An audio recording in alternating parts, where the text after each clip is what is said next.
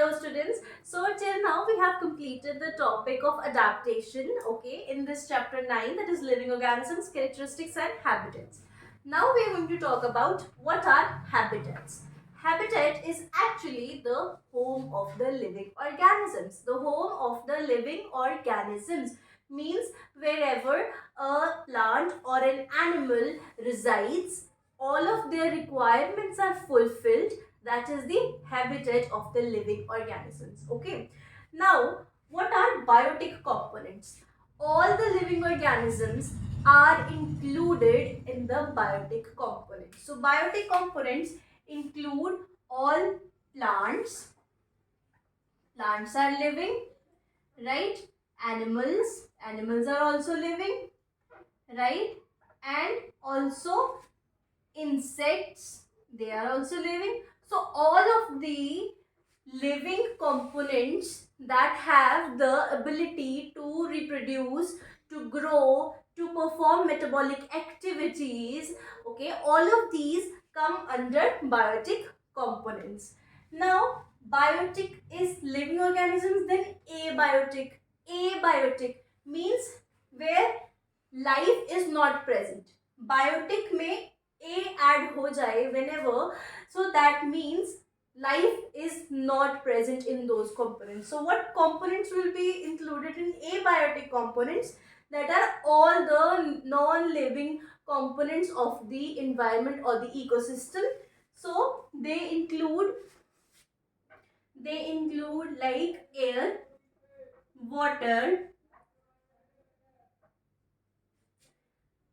okay, so these air, water, all of these resources that we have, they are minerals, they are non-living components of the environment, but they are an asset for the living components. They help abiotic components, help biotic components to survive, to complete their nutritional requirements for their growth and their metabolic processes.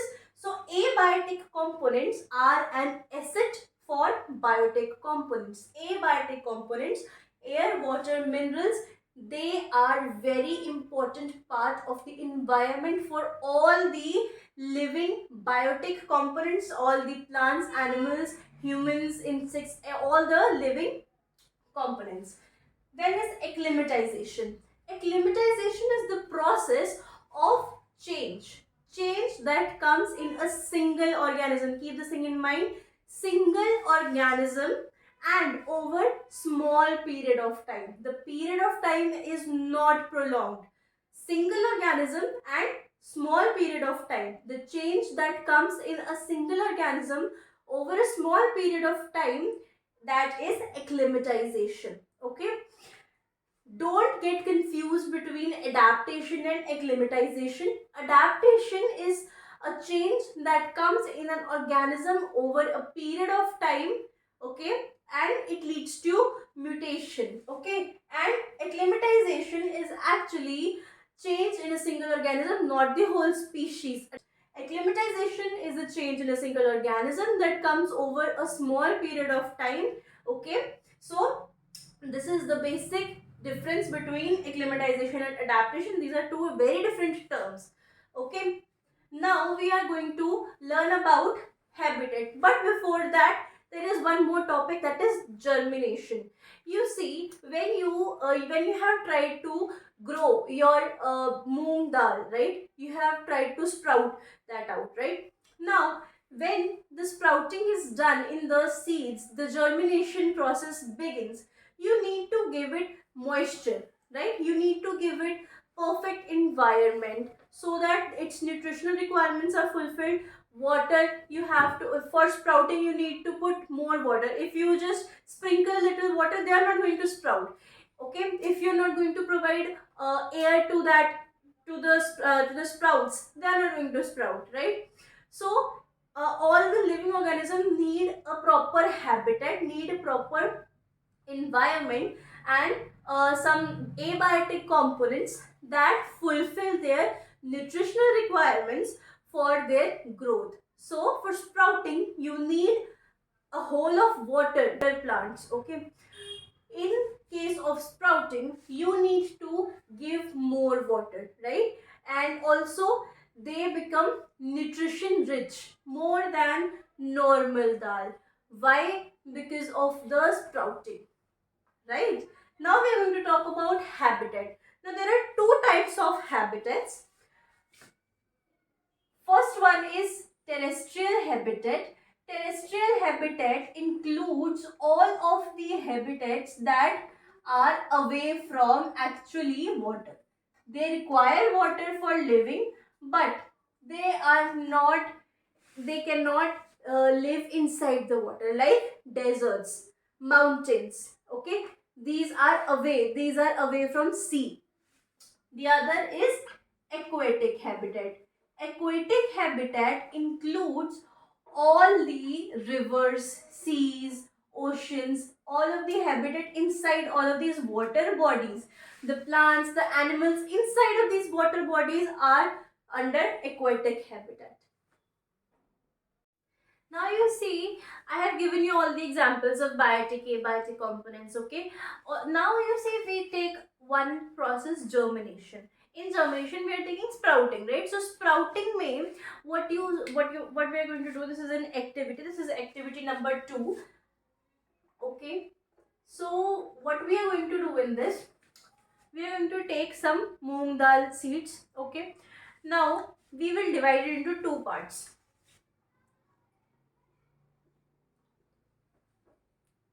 Moong dal divided into two parts.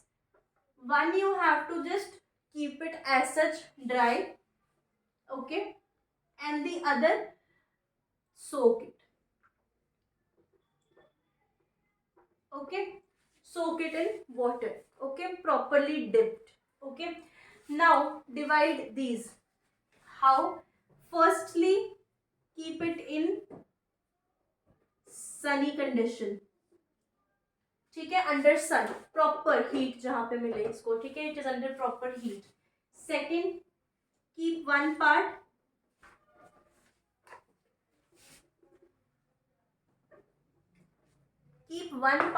where it is under cold, ठीक है, extreme cold, in refrigerator or in ice, ठीक है. For example, you keep it in ice maker, okay. Third, keep it in complete darkness, total darkness, no light at all, nothing at all. And fourth, keep this at normal room temperature and normal conditions.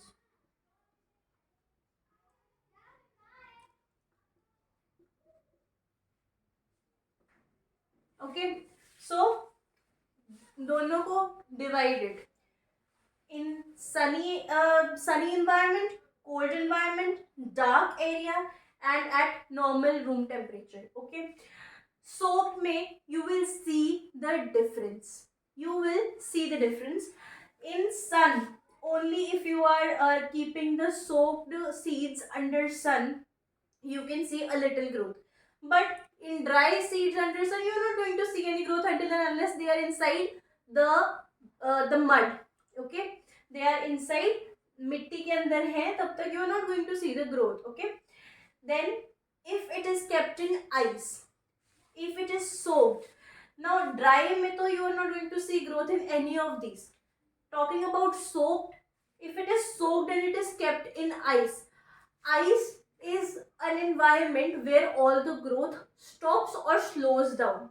You see why we keep the food in fridge, to keep it for to increase their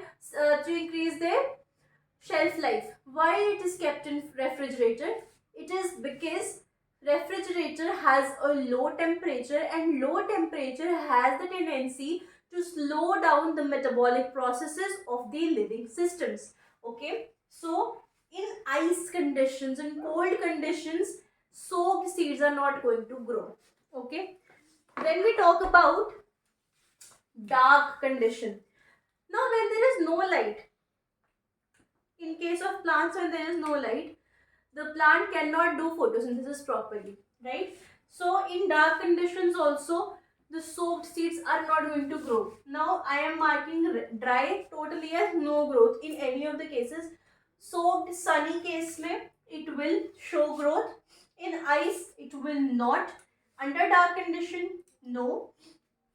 Talking about room temperature, mostly when we keep seeds for sprouting, it is kept at room temperature with moisture, and it leads to growth of the seeds. It leads to sprouting of the seeds. Okay. So it is also a growth in some way. The growth is not being retarded. The process is not being slowed down. It is taking place at a normal pace. Okay. So here also growth will be visible in the form of sprouting. Now you see in ice or in dark, no growth is visible. That means that sun, light and the heat that is coming from the sun, that is very important for the plants. Also the oxygen, all of the gases, all of the air present at room temperature is also important for the plant. The dark environments are a negative for the plant. The cold environments, there are very few plants that have the tendency to survive in the cold conditions. So cold conditions are not good for most of the plants. Only a few, very few plants can survive in cold conditions. So normal room temperature पे moisture required, air required, oxygen, carbon dioxide, different gases required, sun required, light required. All of these are the important components, important abiotic components that are required for the metabolic processes of the plant.